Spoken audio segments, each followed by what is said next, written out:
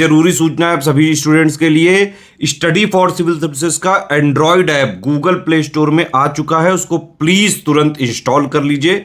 और अगर आप स्टडी फॉर सिविल सर्विसेज के सिर्फ ऐप से कोई भी कोर्स, कोई भी पीडीएफ परचेस करते हैं तो उसमें अप्लाई कूपन, अगर आप ज्ञान सर जो है आप उसमें अप्लाई करते हैं, ये कूपन कोड है, तो उसमें 20% फीस तुरंत माफ हो जाएगी, मतलब 20% डिस्काउंट तुरंत उसमें लग जाएगा। ज्ञान सर लिखना है, नॉर्मली ज्ञान सर स्मॉल लेटर में है सब कुछ, कोई स्पेस नहीं, कोई कॉलम नहीं, सिर्फ ज्ञान सर GYANSIR। इस तरह से अगर कूपन कोड लगाते हैं आप ऐप में बाई करने से पहले, जो अप्लाई कूपन वाले में आता है, तो 20% का डिस्काउंट तुरंत मिलेगा। वीडियो देखिए। नमस्कार दोस्तों, तो आज हम समझेंगे भारत के प्रमुख ग्लेशियर। तो सबसे पहले तो यही समझते हैं कि ग्लेशियर होते क्या है, ग्लेशियर कहते किसे। तो ग्लेशियर का हिंदी नाम होता है हिमनद। देखिए नाम से ही पता चल रहा है, हिमनद, हिम मतलब बर्फ, नद मतलब नदी, अर्थात जो बर्फ की नदी होती है उसी को हिमनद कहते हैं या ग्लेशियर कहते हैं। ग्लेशियर नदियों के उद्गम का प्रमुख स्रोत होता है, ये याद रखिएगा। देखिए पहाड़ी क्षेत्रों में गतिशील बर्फ की परत पाई जाती है, इसी बर्फ के परत को ग्लेशियर कहते हैं, याद रखिएगा, है ना। गतिशील बर्फ की परत होती है, ये छोटी भी हो सकती है, बड़ा चट्टान भी हो सकता है, इसी को हम लोग ग्लेशियर कहते हैं। अब भारत की बात करेंगे तो भारत में जैसे श्रीनगर है, श्रीनगर अर्थात जम्मू हो गया, लद्दाख हो गया, हिमाचल प्रदेश हो गया, यहाँ पर बड़े बड़े ग्लेशियर्स पाए जाते हैं।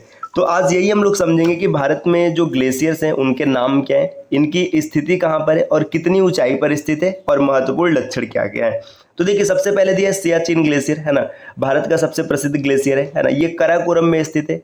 अब इसकी ऊंचाई जो है 5400 मीटर है, इसे याद रखिएगा। हिमालय की नुब्रा घाटी में सबसे बड़ा और ध्रुवीय क्षेत्र के बाहर दूसरा सबसे लंबा हिमनद है। देखिए इसके बारे में फैक्ट क्या याद रखिएगा कि हिमालय की नुब्रा घाटी में अगर देखा जाएगा तो सबसे बड़ा ग्लेशियर कौन सा है, सियाचिन ग्लेशियर, और ध्रुवीय क्षेत्र के बाहर दूसरा सबसे लंबा ग्लेशियर है, ये भी याद रखिएगा। आगे दिया बियापो, बियाई है 5128 मीटर, ये सिगार नदी में बहता है। तो बियापो जो है सिगार नदी में बहता है, इसे भी याद रखिएगा। और आगे बढ़ेंगे, यहाँ पर दिया है चोगोलुंगमा। चोगोलुंगमा ये काराकोरम में लद्दाख का जो बाल्टिस्तान प्रदेश है उसमें स्थित है, 5016 मीटर की ऊंचाई पर स्थित है, गिलगिट बाल्टिस्तान में स्थित है, इसे याद रखना है। नेक्स्ट दिया गंगोत्री, ये काराकोरम में स्थित है, 3415 मीटर की ऊंचाई है ना, चौखंबा शिखर के नीचे बनता है और यह गोमुख भी कहलाता है, इसे भी याद रखना। नेक्स्ट दिया रीमो, रीमो ग्लेशियर स्थित है उत्तराखंड में, इसकी ऊंचाई देखिए 7385 मीटर की ऊंचाई है, सियोक नदी में बहता है, इसे याद रखना। आगे दिया बियापू, ये लद्दाख का सियाचिन क्षेत्र है ना, ये 5128 मीटर। अच्छा देखिए यहाँ पे बियापो दिया था, इसके बारे में नहीं दिया था यहाँ पे। अब एक चीज याद रखिएगा, विश्व का सबसे लंबा हिमनद है, इसके बारे में आप याद रख सकते हैं, बियापो यहाँ पर इंफॉर्मेशन दिया था, है ना। लद्दाख का सियाचिन क्षेत्र या इसको बियापो क्षेत्र भी कहते हैं, यहाँ पर स्थित होता है, ये विश्व का सबसे लंबा हिमनद है, इसे याद रखिएगा। नेक्स्ट आगे दिया है जीमू, जीमू जो है ये गिलगिट बाल्टिस्तान क्षेत्र में स्थित है ना। यहाँ पर ऊंचाई को थोड़ा सा सस्पेंस में है, ये 300 या 3000 ये कंफर्म नहीं है ना, तो इसको अभी पेंडिंग में रखेगा, है ना। पूर्वी हिमालय में सबसे बड़ा हिमनद है जो तीस्ता नदी को पोषित करता है, इसे याद रखना।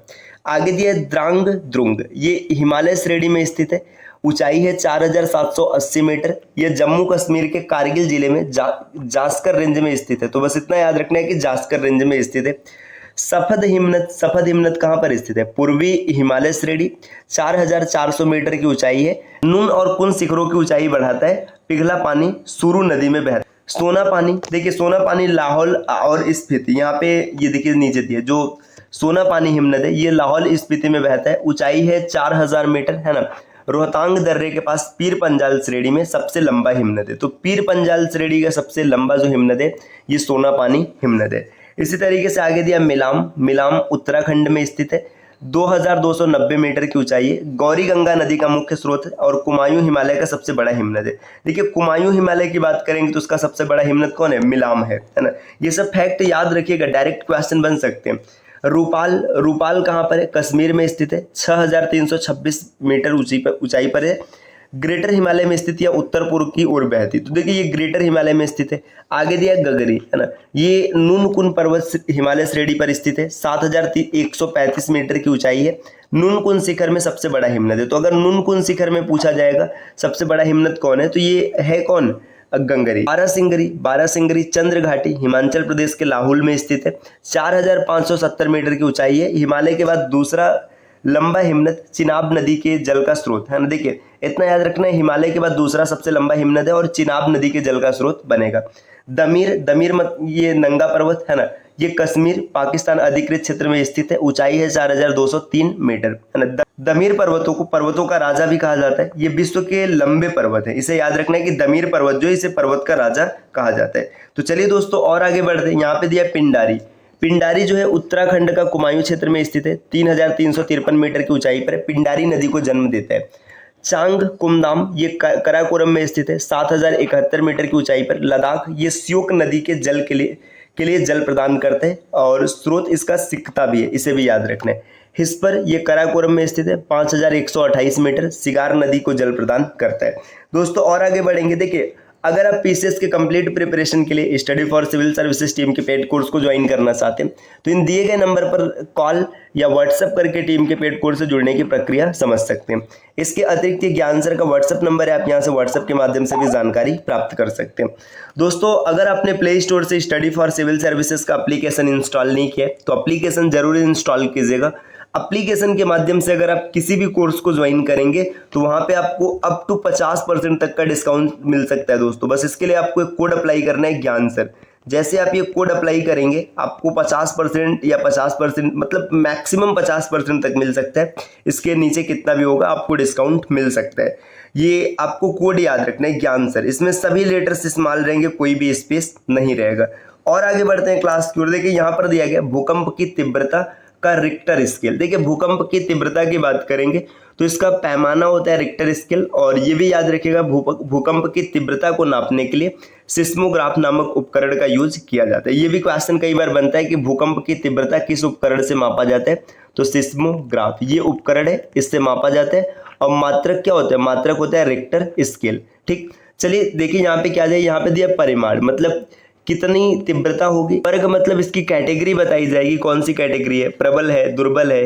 इसके बाद यहाँ पे प्रभाव, इसका प्रभाव क्या होता है। देख अगर भूकंप की तीव्रता 1.0 से 2.9 से कम, मतलब ऐसे समझिएगा, सीधी सी बात है, 2.9 तीव्रता से कम है तो इसको अल्पार्थक कहते हैं। रिकॉर्ड होता है परंतु मनुष्य इसका अनुभव नहीं करते। मतलब अगर कभी भी भूकंप ऐसा आ रहा है जिसकी तीव्रता 2.9 से कम है तो रिकॉर्ड होगा लेकिन मनुष्य से महसूस नहीं करेंगे, है ना। आगे दिया है देखिए 3 से 3.9 ये लघु भूकंप होते हैं। ये व्यक्तियों द्वारा अनुभव होता है लेकिन इससे कोई हानि नहीं होती है। आगे दिया 4 से लेकर 4.9 इसकी तीव्रता हल्की होती है ना। हल्की क्षति के साथ प्रत्येक व्यक्ति के द्वारा अनुभव किया जाता है। इसमें बहुत हल्का फुल्का नुकसान होता है अगर तीव्रता 4.9 या 4 से लेकर 4.9 के बीच तक होता है तब। फिर आगे दिया यहाँ पे देखिए भूकंप की तीव्रता जब 5 से लेकर 5.9 के बीच होगी तो इसे मध्य तीव्रता का भूकंप कहेंगे। हल्की हानि के साथ हर कोई महसूस करेगा, यहाँ पर भी थोड़ी सी हानि होगी। आगे दिया 6 से लेकर के 6.9 तीव्रता का जब भूकंप आता है तो इसे तीव्र भूकंप कहा जाता है ना।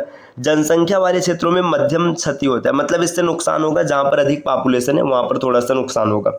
अगर 7 से लेकर 7.9 तीव्रता तक का भूकंप है तो ये प्रमुख भूकंप होता है, इससे गंभीर हानि होती है और जीवन की भी हानि होती है। लेकिन दोस्तों वहीं अगर 8 की तीव्रता से ज़्यादा का भूकंप आया है ना तो इसको विशाल तीव्रता का भूकंप कहते हैं और ये गंभीर नाश और जीवन हानि करता है ना। तो आपको कमेंट करके बताना है लास्ट टाइम 8 की तीव्रता से अधिक तीव्रता का भूकंप कहाँ आया था। तो दोस्तों ये आज हम लोगों की क्लास रही। इस प्रकार के वीडियोस आपको निरंतर मिलते रहेंगे, जिसके लिए आपको यूपीपीएससी बेस्ट ऑनलाइन कोचिंग के इस यूट्यूब चैनल को सब्सक्राइब करना है। तो चलिए दोस्तों अब आपसे मिलते हैं अगले वीडियो में कुछ नए कॉन्सेप्ट के साथ। तब तक के लिए नमस्कार।